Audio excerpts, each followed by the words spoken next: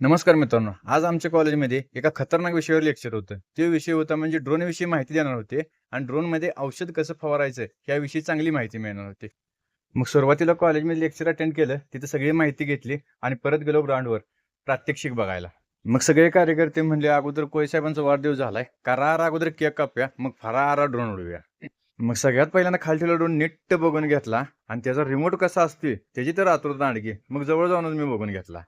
तेवढं सगळं बघितलं, मग साहेबांनी ड्रोन विषयी माहिती द्यायला सुरुवात जो ड्रोन दिसतोय तो सारथी अॅग्रो ड्रोन कंपनीचा ड्रोन आहे. हम्म. तर हा डीजीसी ऍपवर तुम्हाला ड्रोन भेटेल. हा इस्लामपूरमध्ये कॅमेरा इस्लामपूरमध्ये आपलं ऑफिस आहे, तिथून तुम्ही परचेस करू शकता. आणि हा ड्रोन एवढा सफिशियंट आणि भारी आहे की तुम्ही इझिली हँडलिंग वगैरे कॅरी करू शकता. आणि किमान 5 मिनिटांमध्ये 1 एकर फवारणी ह्यातून तुम्हाला होऊन जाते. तर ह्याच्या पार्टविषयी माहिती सांगा की जरा. पार्ट म्हटलं तर यात सिंपल जीपीएस आहे. हा अॅक्युरेसी वगैरे जीएनएस द्वारे हे करतो. K++ आहे. 1.6+ मोटर आहेत. Landing leg 12 litre tank capacity, wide angle nozzle आहे, 80 मायक्रॉनचे ड्रॉपलेट्स पडतात. आणि जे मॉडेलमध्ये best of best material available त्यात आहे. म्हणजे एका टाकीत तुमचं 1 एकर होणार क्षेत्र. हो, एका टाकीमध्ये 5 मिनिटांमध्ये 1 एकर कम्प्लिटली क्षेत्र होऊन जातं. औषध तर काही नव्हतं, म्हणून पहिल्यांदा सगळ्यात जर अगोदर पाणी भरून घेतलं आणि ड्रोन उडवायला सुरुवात केली.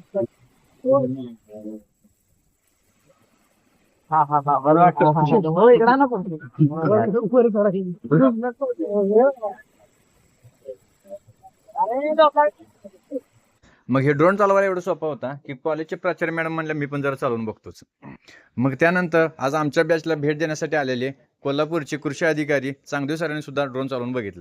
आणि हे एवढं सोपं आहे म्हणल्यावर आमच्या चव्हाण सरांनी पण जरा ड्रोन चालवून बघितलाच.